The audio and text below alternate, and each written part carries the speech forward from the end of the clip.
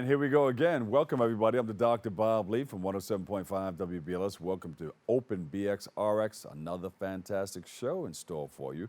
Coming up on today's show, we'll hear from the national spokesman of an organization that is celebrating a monumental moment in its history. Then we'll speak to the founder and CEO of a magazine publication that is celebrating body positivity and building self-esteem for women. After that, we'll learn about an entrepreneur, author, and philanthropist who is having a global impact and changing people's lives for the good. Then we'll highlight an organization that is empowering women to be their best selves. And then Bobby C., of course, he's into the room, the world of sports. And then finally, we'll hear from a local artist about the work that she is doing with the Boogie Down Grind Cafe. All of this and more is all lined up, on deck, headed your way on Open.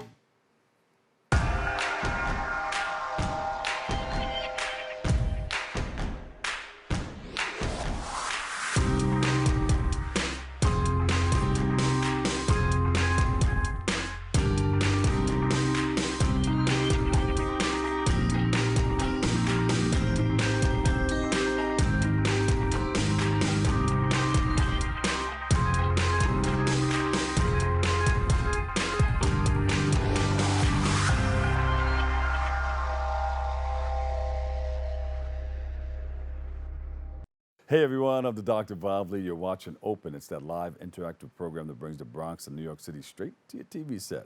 You can stay connected to us through social media at BronxNet TV. Leading things off, our first guest is the national spokesman for Jehovah's Witnesses, and he's here today to shed some light on the monumental return of the door-to-door knocking. Yes, we spoke about it once before. He's no stranger to the show. Welcome to the show, Robert J. Hendriks III. Welcome, welcome, welcome. Thank you, Dr. Bob. Nice to be here again. Thanks for having us. We were touching on it the last time we spoke. We wanted to know, when are we going to go knocking door to door to spread the word? And now you have the answer to that. Yeah, we sure do. September 1. So we've announced globally that each branch, we have 87 branches around the world, 240 lands, where we are beginning again our door-to-door ministry. And so we're happy that we're entering what we're calling really a phase of living with COVID. And we're happy now to go back to our signature work. You know, March 2020, we suspended all in-person activities. And so this was really a natural progression now to start September 1 with our door knocking. And what's the reaction of our congregants? You know, I think we have a muted reaction. I think that many are excited. But, you know, anytime you've been away from an activity for 2.5 years, we've found other ways and very productive ways to do that ministry.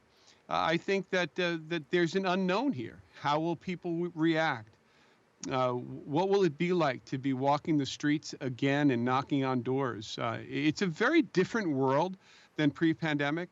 But overall, we're excited to be able to carry out the ministry that really is a command of Christ and follows the ancient or first century pattern of the apostles in the first century congregation.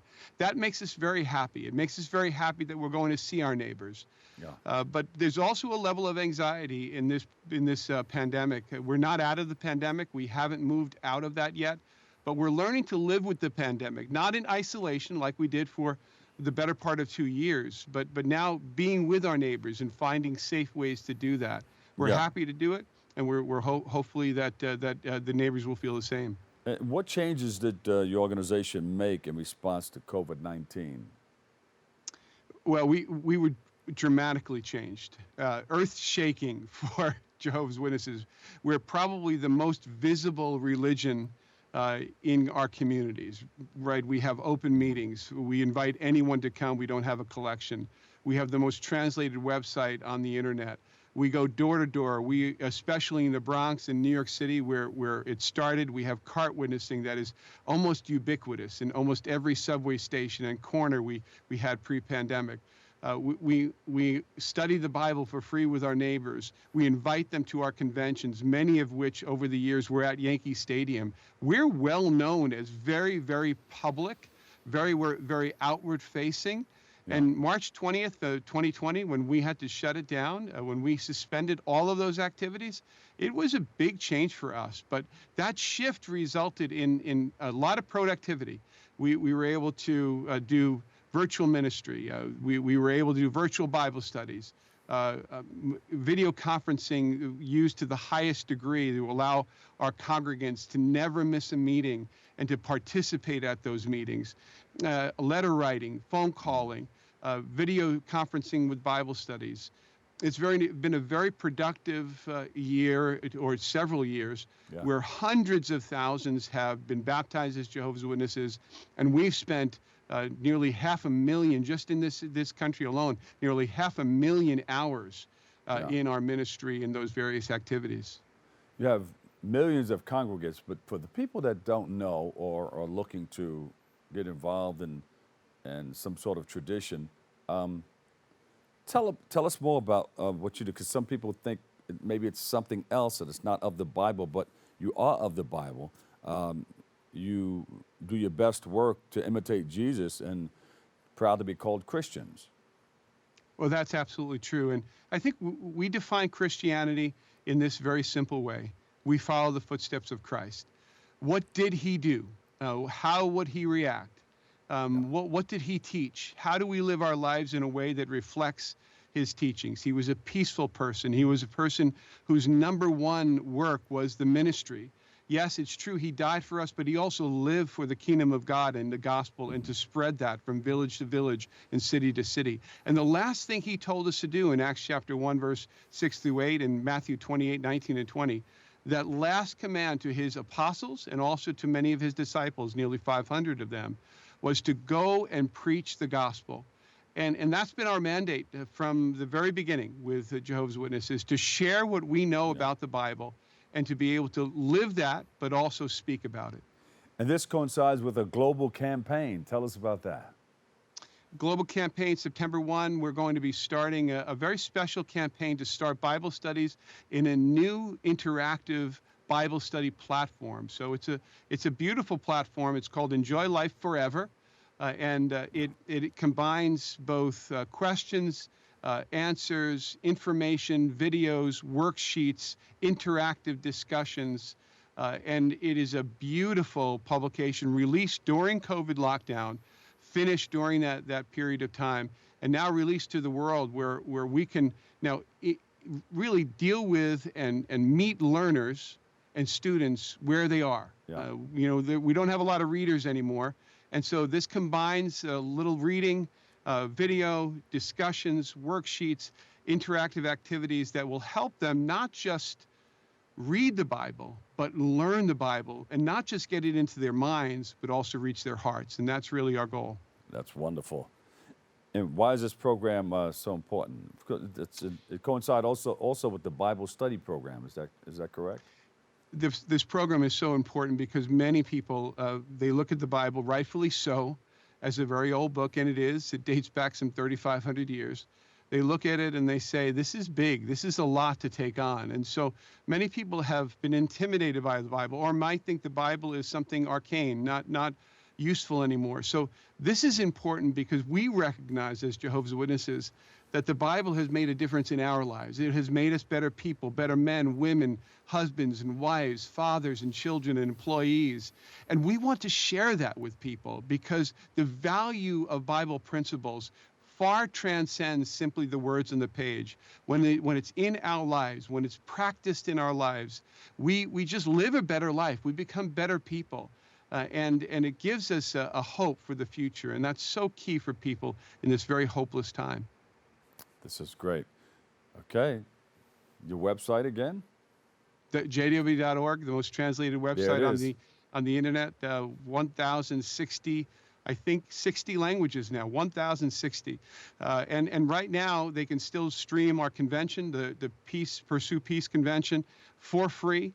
All 3 days of it, all 6 segments, and really enjoy the beautiful content on that convention, which is free to all. Robert, thank you so much. It's always a pleasure to talk to you, and nice seeing you. But don't forget, door to door. It starts September the 1st, worldwide. Worldwide door-to-door knocking.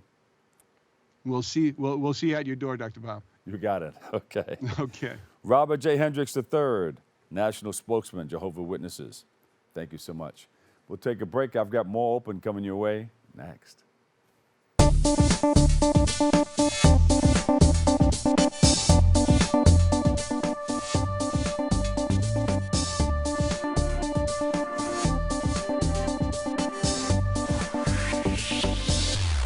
Welcome back. If you just joined us, I've got you covered up to Dr. Bob Lee. And our next guest is the CEO of True Self Magazine. And she speaks about her publication, how it's empowering others to embrace body positivity and to love themselves like that and a whole lot more. So please welcome to the show, Muriam Cinevert. Muriam, welcome. Thank you. Good morning, Dr. Bobby. Thank you for having me on Good. the show. And I also want to send out a big thank you to Mr. John Blessingame and Sandra for connecting me with you and your team. Good morning. Sek passe. Nabule. Love it. Yeah. You know, I love the food and everything about it. You know, I have the music and all of that stuff. But Oh, listen, yes. What's your favorite dish? yeah, well, I'm telling you. Next time you get on the air, you know, you can come to the studio and bring some of that, okay? You know how to do Likewise. it. So, see, I know a little bit about you. I know you started what you are doing in 2018. And I know that you got somewhere by yourself and you closed your eyes and you were meditating and you said, you know what? I want to start this business. I want to get into something. And that's how you came up with True Vision. And you opened up your eyes, you came out of the meditation and you said, I've got something. How did it go from there? But I'm a big fan of meditation, and I tell people any answer you're looking for, if you have a question and you're looking for an answer, meditate. That's I was Um, correct. You were in there. You went inside. You went inside. I went inside and I was at peace. I was working a previous project that did not work out. And so I was very bothered. And so I centered myself and asking what's next? Where do I go from there? And I clearly heard the voice. I said, start a magazine, call it True Self for Yeah. the confident plus size woman. And that's what I did. I got up, I registered the business, I took the necessary steps that I needed to take to go ahead and get the business started. And ever since in 2018, February 2018, Uh, I started True Self Magazine, and it's been a success since then. See that? And you do a Yeah. number of things. You're also a vice president. Is that right? I am the vice president of a financial company called Fiducia Financial Group here in Atlanta, where we serve a whole lot of the immigrants with health insurance, life insurance, and helping them understanding their finances, because a lot of times, especially people who don't understand English and doesn't speak English very well, they don't understand their 401k. They don't understand the best option for them for the life insurance and also for health insurance. So yes, I am the vice president of Fiducia Financial Group, loving every moment of it. Yeah, so you have to have, you know, your streams of income, and this is it, right? You got that going on, you got this going on. You probably have a few other things in your mind or working, but you're going to make it all happen, of course. And you're going to do it a lot for the Haitian community, is that right? I am going to do a lot, not just for the Haitian community, for every woman, especially the women in the world, because you see this T-shirt I'm wearing that says "Beauty is Me," Yeah. which is another movement that I started in 2020 during the pandemic, and that is again from my own experience. I had COVID December 2020, and it just wasn't feeling attractive, as many of us, Yeah. wasn't feeling being isolated at home. And so I just wanted to hype myself up, and I did my self talk, telling myself I'm beautiful, telling myself I am gorgeous. And so I put it in a t shirt that says, Beauty is me. And Yeah, yeah, yeah. I see it, yeah, yeah. and then every time I would wear the T-shirt to go Uh-huh. out, people say, "Where do we get this? Where do I get this? I love it. I love it." And so I said, "You know what? I am going to make it available to the world." Yeah. And this year, March 2022, I just did a campaign with Macy's in Baltimore. a beauty campaign where I partnered with Macy's and we did the campaign of Movement of Beauty is Me. It was phenomenal. We had a lot of people that came out. The mayor of Baltimore gave me a proclamation All stating that right. the whole it's just phenomenal, and it's all about understanding, helping women to understand, to walk in the power, Yes. and your power is your beauty. Because if you feel good about who you are, I'm a you guy and you're making me feel good. Go ahead. yes, this is what the whole movement is all about, Yeah. Dr. Lee. It's about inspiring women Uh-huh. to find their inner confidence and to embrace their physical Uh-huh. beauty while the world is seeing them and saying other things. In society, people see people different ways, right? Yeah. And really, who cares? It's really, how do you see yourself? That's right. How And how much you of yourself do you embrace and love? and how you feel about yourself. So you got Yeah, to tell yourself, hey, I'm good. I'm good. Tell yourself 10 times over and over again. This is the day yeah, that the Lord has made. Let us rejoice and be glad in it. yes, How has yes, this yes. magazine impacted your community in Atlanta, and particularly single mothers and the Haitian community? Well, the magazine, as we said, started in 2018. But this year, because of Mr. John Blessingame, who worked with me and who understand my vision, the magazine is now a national publication. Yeah. Yes, I am so happy and blessed and grateful for the opportunity. We are at this moment in Books a Million. We are in 150 locations, I believe, and Books a Million. But the magazine has been a really great tool to bring positivity into the community of women of plus sizes. As a plus size woman myself, I'm a size 14, 16 in the industry. That's a plus size, right? A beautiful, Um, phenomenal woman. Yes. I'm a plus size phenomenal woman. I love who I am. That's me right there in the middle. Um, Yeah.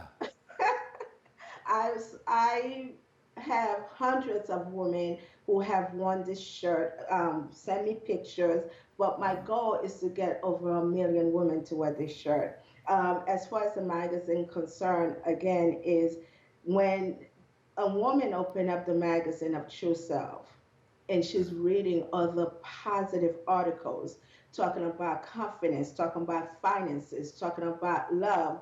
My last issue is with the beautiful author Zen on the cover. Uh-huh. And one of the articles that I know a lot of women right here talks about is the 7 essential steps of revealing your sexual authenticity. All And right now. as a plus size woman, and I've heard a lot of other plus size women talks about single married women talk about how being a plus size woman sometimes they're not comfortable Yeah. making love to their partner. Uh-huh. And this should not be. It does not matter what size you are, does not matter.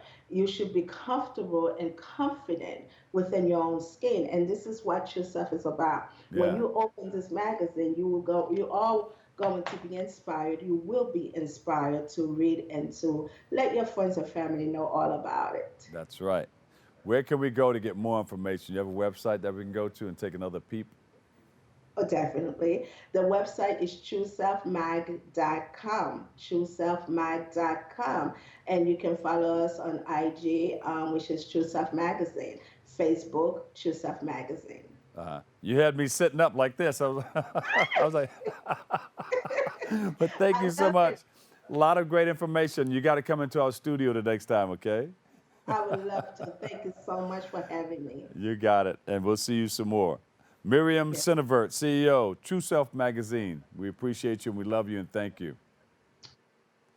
We'll take a break right here. We got more coming up next. Kick off your shoes and relax your feet.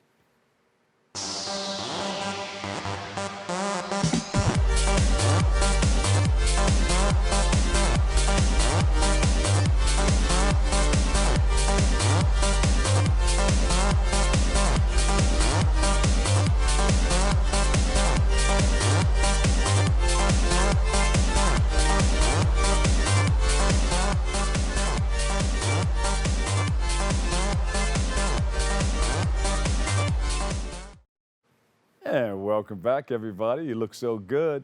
Thank you for tuning in. Thank you for checking it all out. Our next guest is an entrepreneur, owner of up to about 7 businesses or more.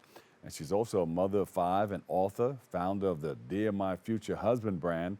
And she joins us today to speak about all the work that she's doing in our community, and both here and in the States and overseas too. Yeah, she's all around the world. She's here to highlight some of her things, and she's going to help us just unravel some of the things that she's doing in our community. So welcome to the show, Belinda Sanders. Welcome. Hi, Bob. How are you? Great. We were looking forward to seeing you and meeting you. Welcome to the show. Oh, it's a pleasure. Absolutely. Looking forward to it. So tell us, let's jump right in. How did you do all of this? You know, you became a multi-business owner and entrepreneur. You have streams of income coming from everywhere. Well, I just realized very early on that I was absolutely unemployable. Uh-huh. So I had my first job at 16 years old, and I worked at Shoney's. I was injured there, and I realized that my money stopped because I could no longer work, and that just didn't work for me. So I Uh-huh. started early on looking to create income that did not need me. Yeah. So that's one of my most, I guess my best way, one of the I guess my funnest ways of making money, Yeah. just creating systems around me and around my life and setting it up and moving away from it, and it still pays me. Yeah. So And something I that like, you're passionate about, right? Other than it's not like a job. It's more like a career and a self-fulfilling, passionate thing that you're involved in, right? And then you say to yeah, yourself, "What? I get paid for this? This is fun." yeah, for sure. That's exactly right, Bob. So, what are some of those businesses that you own or that you're a part of? Okay, so I started out as I was literally in the middle of studying legal studies, and I wanted to learn different facets of the law to see if that was a good industry and career for me. In the middle of me studying tax law, what fell into my lap is an opportunity to open a tax business, believe it Ah, or not. And had it not been for me being in school in tax law at the time, I probably would have said no to that.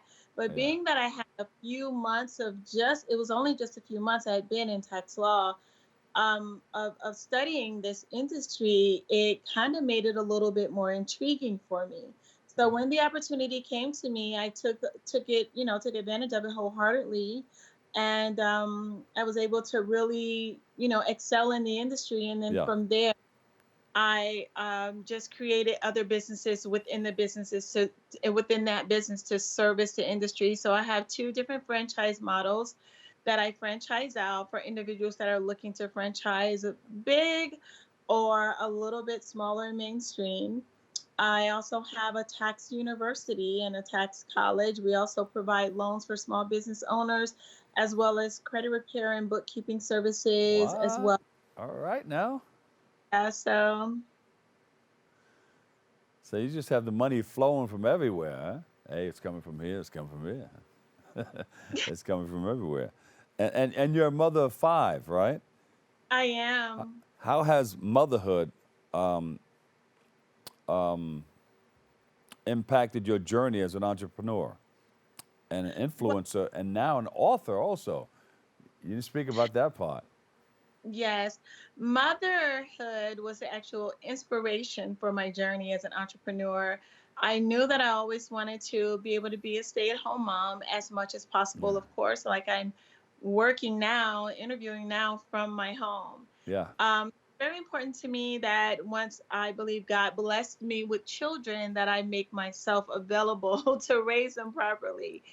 So entrepreneurship is what, or motherhood is what inspired my entrepreneurship journey. So my children are first right now in my life, and I do work my businesses around them now that I can. yeah. So yeah, it's a win-win situations for me and the children. I only am extremely busy about 3 to 4 months out of the year, and then the rest of the year I pretty much am able to work full time from home. Yeah, I mean, it's a lot. God has blessed you to be able to navigate and shuffle. Speaking about motherhood, speak to us about how you and your family have navigated Miracle's battle with cancer and how's she doing Yeah. now? Wow, she is absolutely amazing. She is definitely a miracle. We actually named her Miracle before we actually knew that we would need one for Yeah, her. yeah, And so it's a blessing, and her name was a constant reminder that God would fix it. So yeah, it has been very, very challenging. And like I just spoke about for a campaign for Children's Healthcare of Atlanta, I wouldn't wish it on any family. But if you have to do it, if you have to go through it, just having the right support system, having the right type of family, the right type of friends around to help to fill in where you leave off is something that's going to be needed for every family. yeah, I couldn't imagine doing it or having to do it without the friends I had in place. They literally took over my life.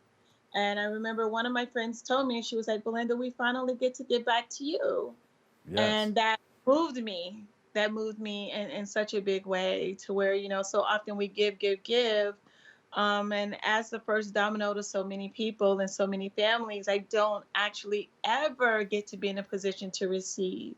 yeah. And during that time period, I was able to just sit back and receive and just let my friends and family members take care of my life, take care of my children, take care of my businesses, while I was able to be present. And my husband at the time was able to be present Yeah. for our daughter, Well, Miracle. you give so much that it's time to receive, and you get by giving. And so it's Yeah, coming back around. Everything's a circle, What goes absolutely. around comes around. So it's a miracle that Miracle's doing well right now, right? Oh, yeah, it certainly is. Yeah. Well, good. God bless her. What is Dear Future Husband all about? Okay. Well, Not for dear, you, right? You're married already. no, I'm not. I am divorced. I am Okay. divorced. And much like my outside of my regular businesses, everything else that I do are all passion projects for me. And they were all inspired by a very painful place in my life, one way or the other. So, out of what I always remember that when I lose, don't lose Uh, the lesson. So in this, I decided to not lose the lesson. So what is it that I could have garnered, or what could I have gotten from the loss of my uh, marriage? And so in doing that healing and during that process, I began to write things down like, hey B, what could you have done differently? Hey B, what could you have, given more of yourself, of your resources? What could you have contributed more to cause your marriage to last forever? So now I feel like I have the tools to not just find the love of my life and the man of my dreams, but I also have the tools, and I'm learning every day. But yeah. it's And this been man has to understand that you are a business person and that you're putting some things together, and he needs to be a part of that too, and be a part of absolutely your 5 children. So everything has to come together like that. So, yes. dear future husband, this is what it's all about. This is what I need. And you have a TV series coming up? We do, yes, and then unfortunately we can't speak much about it. I have another meeting about that I got today, it. so I got it. we're super excited about that as well. And that's going to be absolutely phenomenal. And again, it speaks to the largest demographic of Uh-huh. people, which is our Black women that are single right now. And a lot of us are looking for our future husbands. So we're super excited Well, you're packed about, full of excitement. You got a lot of things going on, I tell you that. And we'll and the be looking forward to checking it all out. yeah, Yeah. So where can we go to find out more about all the wonderful things that you're doing? Because we need to know more. You need about an hour on this show. yeah. Well, first of all, you're welcome to follow me on my social media platforms. And from there, you can, click on the links in my Uh-huh. bio, which can learn all about my businesses and as well as my writing material and my passion projects. So my social media is at Miss B. Sanders, and that's on Instagram. Again, that's MSB and then Sanders, Sanders. Miss B, thank you so much for hanging with me, the diggity diggity Dr. Bob Lee. Thank you so much. And we're going to call you back again because you need to come on and speak more about some of the wonderful things that you're doing.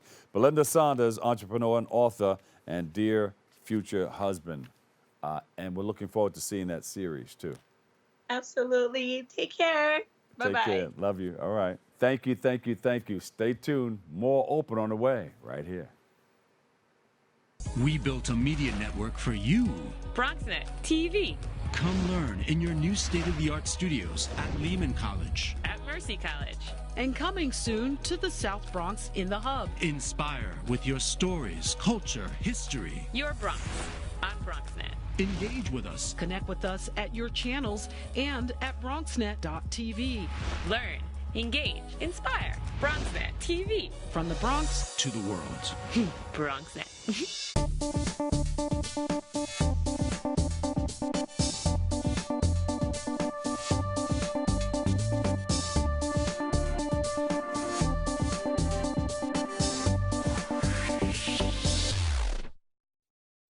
And welcome back. Our next guest is the founder of I'm Possible Women's Empowerment Collaborative Incorporated. She's here to speak about the work that her organization is doing to uplift female entrepreneurs aiming to find and live their best lives, both personally and professionally. So we welcome to the show Sharon Ringier. Sharon, welcome. Thank you. It's great to be here. Sharon, you're doing so much to help others get what they need out of life. How did you get it all together? How did you start it out? That's a loaded question. But how it started was pretty much, I felt that as an entrepreneur, before I even did this, I was an event planner, and there weren't enough resources for women in business. At least I didn't feel there was. So I always wanted to do a women's empowerment conference. And to promote the conference, I started doing masterminds and didn't realize that there was a huge need for that. So when we did the conference, the last day, everyone was like, when is the next mastermind? And from there, that's how I'm Possible was born, was because I had to continue doing the masterminds. Yeah. How did you get inspired to work with women in business? Being a female entrepreneur, I used to work in corporate as well, doing that as well. So I had the opportunity to see what that world looked like. And there weren't enough opportunities for us as solopreneurs, fempreneurs, to be able to have an advisory board, so to speak. And I saw how men did business in corporate as well. And I always tell people that men do business in the boardroom or on the golf course. And while, yes, we can play golf, women play golf. Yes. But we don't negotiate, we don't know how to conduct business on that golf course. So I wanted to create a platform for women to be able to brainstorm, strategize, and goal set through doing masterminds, and that's what we do. And you're pretty successful at it, huh? Yeah, it's I didn't realize there's a huge need for it. Did you watch it grow? You feel good about it? You feel passionate about it? I'm beyond passionate about it. I would love to be able to see more women understand the science behind doing masterminds, because it's to bring collaborative minds together, to leverage the knowledge of others is so huge. And what's really interesting, I was listening to something the other day, and it was talking about how as little girls we're bred mentally to be a good girl, a good mom, a good wife, but we're never told to be good for ourselves. And everything, our identity and everything is predicated on the fact that we have to be good for someone else. So we tend to set our eye on the prize as being another person as opposed to a goal. And it's really tough for entrepreneurs, especially female entrepreneurs, to be able to align all of that. So yeah, that's what I'm most passionate about, is educating women on how to do that. So you're going to have one of these big mastermind events at the retreat? I know you have a retreat coming up. Talk about that. How's that going to work? How's it going to look?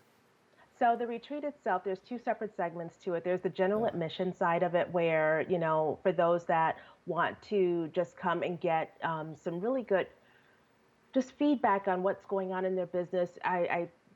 We're going to start off with day one still being on mindset and kind of working on what's going on in here, understanding how to live in the weight when we're going through the mix of things.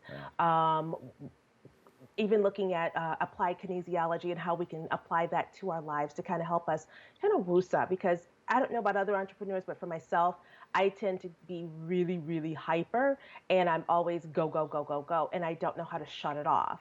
So I wanted to be able to show other women how to do that while I learn it too, meditation, yoga, things like that.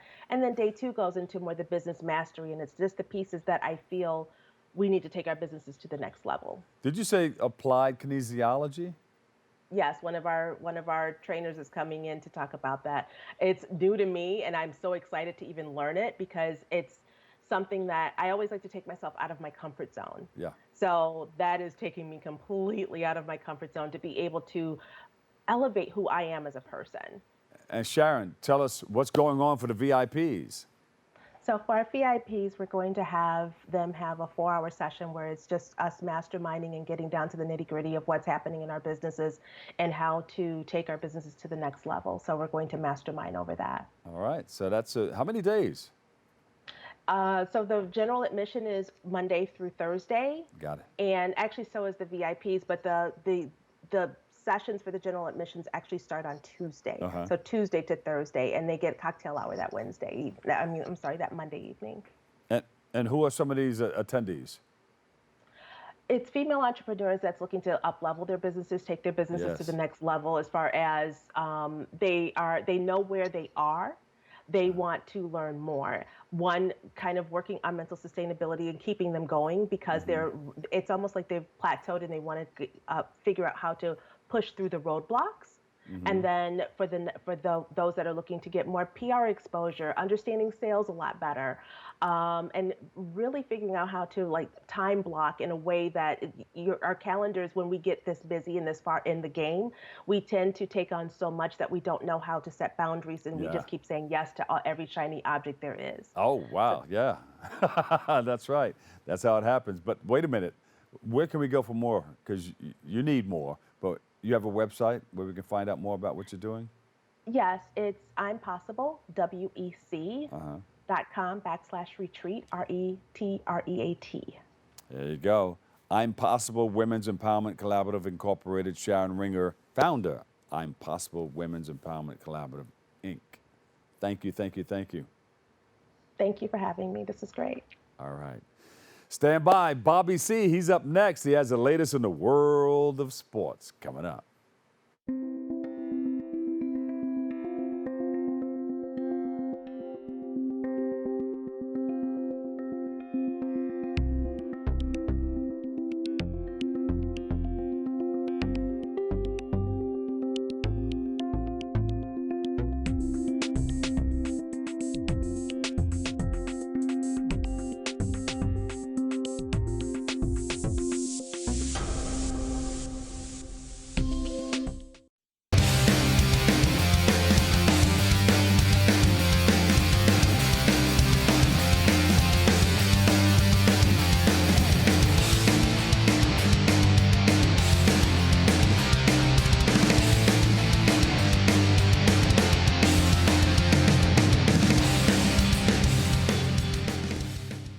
Here is the conclusion to our 3-part interview with Sandlot creator David Mickey Evans. I remember the game-winning home run I hit for Fernangelis Little League. I think we were the Giants, right? Had really tidy T-shirts, that said bail bonds or whoever was sponsoring us, I remember that. I remember a camaraderie, my brother and I, we played on different teams because he was like a year younger, that we'd get with other kids, this horrible home life in baseball, and that kind of interaction with other kids who didn't have those kind of issues were like, oh, there's something other than than the way that we unfortunately have to live. So it was this bridge, baseball. Never really played many other organized sports at all. It was always baseball. Park leagues a lot. They were cheap, Played Little League a couple times. Arleta Little League, where they had great, beautiful Little League diamonds, and they were all built on top of an old dump, so it smelled like methane. I mean, it probably still does, but we loved it. It was our fields. It never went away. It never went away. We didn't play stickball, but we did, out of necessity, play on the asphalt in the street out in front of the house and stuff. And man, you want to become good with a glove, 115 degrees, the ball's getting tar on it. It's coming at your face. I mean, you learned real fast. It is about friendship. It's not a movie about baseball. I mean, Bad News Bears isn't about baseball either. I mean, all the greatest sports movies are not about the sport. It's the background against which. Yeah, I mean, Field of Dreams, The Natural, you name Field it. of Dreams, one of my favorite movies. Come on, I mean, how great is that? I highly doubt, speaking of the silver screen, that I'll ever get to utter these words for a motion picture, but I'm going to take the time to do it here on local television here in the Bronx and in New York, and going to go with the quote, "Remember, kid, there's heroes and there's legends. Heroes get remembered, but legends never die. Follow your heart, kid, and you'll never go wrong." My question to you, David, is how come you decided to go with the great Babe Ruth? I'm pretty sure I know the answer to that one, but why did you decide to use him as the main part of the story? Babe Ruth was and is and always will be the first global sports, I don't like the word superstar, but let's just say it, god. He's become a god, if you will. There was nobody like him. There has been nobody like him. There will be nobody like him. He was literally bigger than life. And if you think about it, legend with that kind of demarcation, that kind of differentiation between, a lot of people go, oh, hero, legend, synonymous. No, it's not. It's not. Legends, there are heroes that never became legends. You don't remember them. There are heroes that became Alexander the Great. This is a legend. Babe Ruth is it. From his background, had to go to a boys' school, the kindly father tells him, hey, you're a pretty good athlete, all this kind of stuff. And up through the ranks and hitting, 60, then 713. And it isn't that nobody had done it when he was around. Nobody had even conceived of that kind of thing. Okay, it didn't exist. And that's why Babe Ruth is the sports, definitely, baseball unequivocally, but I mean, he might be the biggest legend that ever lived. I mean, if you think about it, people don't like baseball know who Babe Ruth is. Could it have been Joe DiMaggio? No. Could it have been, Lou Gehrig? No. It had to be the Babe. And this film too, like I said, obviously such a big fan, David, but I mean, it's legendary itself. I mean, whether it's the characters now or even, someone like James Earl Jones, who I know you've talked about with such a big presence, even that one day of only shooting for the film, but his presence in the movie. But now to this day, we flash forward before we let you go, and the presence of this film in lore, I think, is even living on in different ways. Obviously, to me, I think of some of the merchandising, whether it's these dugout mugs that you've worked on. Cops did a pretty cool collection a couple years ago of baseball cards, autographs, and a different set. And you've actually got a TV series and even a prequel in the works. Tell us a little bit about those things. Yeah. We've got I did a sequel to The Sandlot in 2004, and I had 1/3 of the time and half the budget. So it was direct to DVD. It still remains The Sandlot 2, the most successful direct to DVD family film of all time. People don't know that, but it is. I was grateful for that opportunity. So when they asked me to do another one, I said, nah, I'm not going to go for it. I originally had 6. There was 62, 72, 82, 92, 202, 212. That was going to be a different group of kids in each 10 years, each decade. That never came to fruition. But when they said, hey, you should do another one of these, I said, okay, but I'll make it a prequel. So it happens 12 years before the original Sandlot. That was 62. This happens in 50. It's post WW2. It's when all of the things that you see in the 1962 The Sandlot, the houses, the ranch houses to the horizon, were all being built. The huge economic boom in this country. And so these kids in the prequel are the kids that you never knew about that actually built the Sandlot. And you find out why. You find out where the beast came from, why it's the beast, you know, what it did before it became that, what it did in the years up to the original Sandlot guys being afraid of it. What the hell did it do? You know, how many kids did it kill? We don't know, but now we're going to know. Okay. So I'm excited to go do that. The television show is like in the 80s because I got all the guys who we were talking about, except for Mike Vitar, and they all agreed to be in, you know, a limited series about the Sandlot, and it would be the 80s, would make them, the mid to late 80s would make their characters the same age they are now, because they were all 12 and 62. And it's the gears, studio gears grind slowly, very slowly, especially when another studio buys Fox. You know, so it's been a while now. The Disney streaming stuff is difficult to negotiate. David, I know you have, before we let you go too, I know you have so many of those great mementos in your office there, things that are reminders of that great time for you back in '92 when you were gearing up to make the film for '93. What's your favorite? This is the original plaque from the announcer's booth in the movie, in the beginning and the end. So awesome. And you took that picture, right? I did. Yeah. It was the last day. And it was really after one of the last shots. I think one of the last things we were shooting was them disappearing at the end of the movie. It kind of worked out that way. And once we got done, it was a really weird moment because these guys just wanted to keep working and keep playing and never leave. It was like, you know, Peter Pan stuff. It was amazing.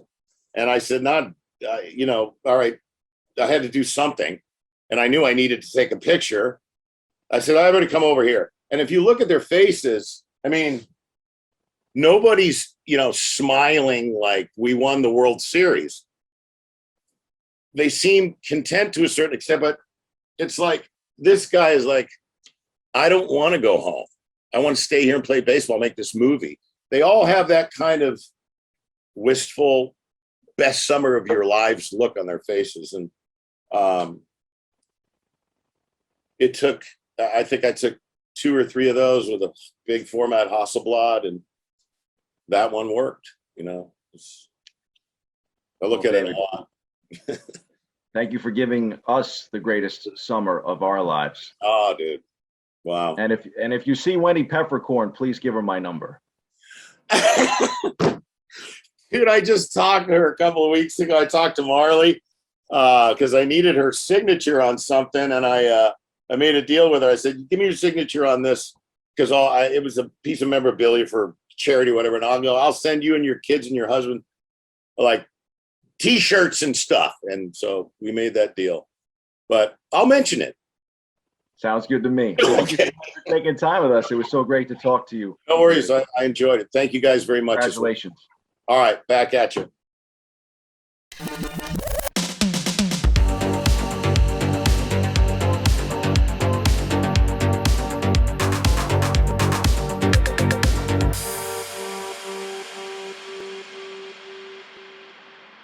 TV news, radio reports, and newspaper headlines in the 1970s and 80s misrepresented communities in the borough of the Bronx.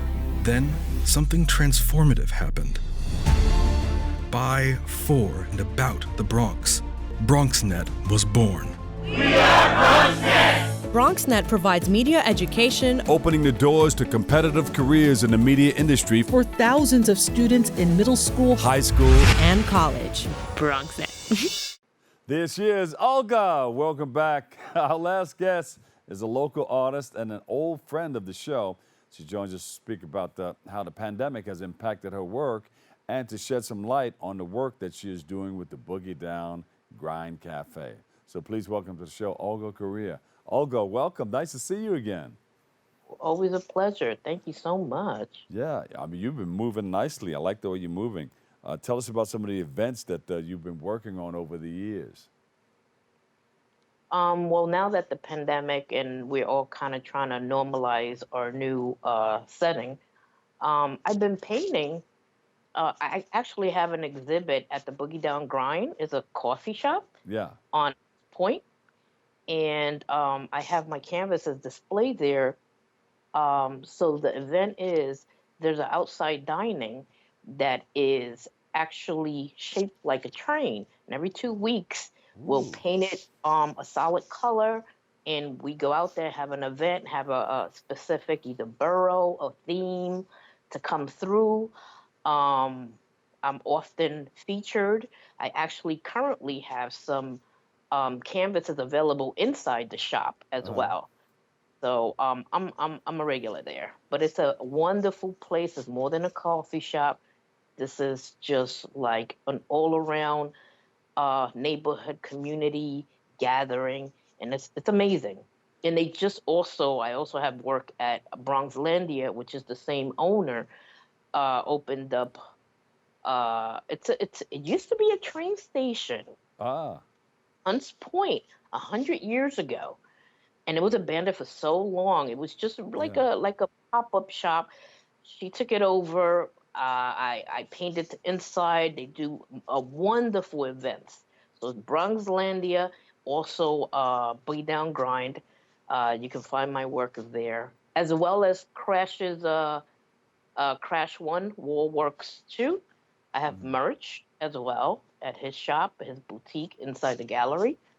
And I have another show coming up on Fire Island.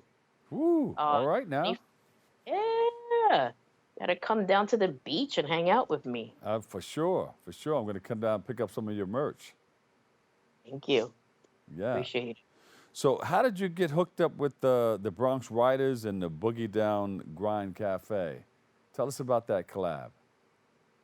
Sure. Well, a lot of artists knew me, as I stated before. I actually went to art and design, and most of the artists came from there.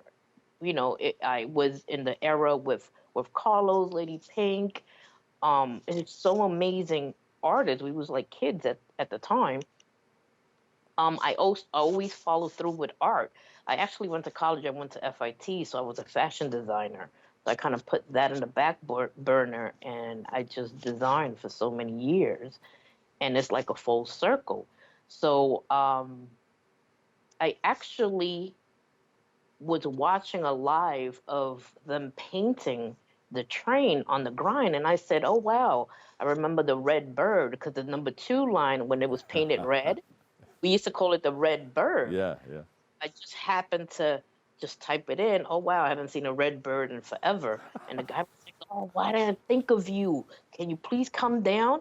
I threw like 4 cans in my backpack. I literally live up the block. I came through, and that's what you show with me and Majora. She's the owner. And she loved it. She loved it, and I haven't since. Was 4 cans enough, or you had to go back and get some more? 4 cans enough. One for the hair, one for the hoops, gold, skin tone. Yeah, and just a color, red. Well, I love the way you put all those colors and all the way you put it all together. You really have that artistic eye. You have what it takes. Yeah, it's a lot of it's training as well. Yeah. Besides talent, you know, I went to art and design and FIT, and I'm a graduate, so yeah. It really, the technique, I use it at all times. Yeah. How important is it, the Boogie Down Grind Cafe, for creatives and artists in terms of being able to stay local? And how would you describe Brooklyn's art? You know Brooklyn's art. How would you compare it to Brooklyn and the Bronx? How would you compare that? Brooklyn has a lot of love for me. I spend so much time in Brooklyn. I just had another show recently. It's called Out the Box, and it's uncapped, and she's phenomenal. And I also did the new 5 Point. Oh yeah, yeah. I also did 5 Point. I was honored to ask to paint. The new 5 Point. The old one was in Queens. Is the new one in Queens still? It's the same location. Same location, yeah. Yeah, I Right. saw the work. People came from around the world to hit up 5 Points. So I was honored. Yeah, I was just it's phenomenal what they did with it. Yeah. You know, Yeah. it's heartbreaking that they went over a lot of folks. But moving forward, I think their vision, I think it's really, really going to take off, and hopefully they'll right their wrongs. So Yeah. Yeah. that's the way I feel. Not everyone feels that way. But yeah, Brooklyn is, and that's also, I just finished that last week. It's an amazing place, and it's on 9th Street. It's community based. Please go to their website. They have grants. They have residencies. It's a Puerto Rican establishment, but anyone can come. And I just found out about this place, and I was honored to paint there, and it's phenomenal. Please go to their website. If any local artist needs help and resources, that's a place to go. That's the place to go, too. And also, the Hip Hop Alliance just started something with Curtis Blow and the whole crew. Go to HHA.org, the Hip Hop Alliance. They help artists with different things, too. All right, so there's information on that. Now, what do you have coming up that we can go to and we can, or we can check out, we can watch you do your work?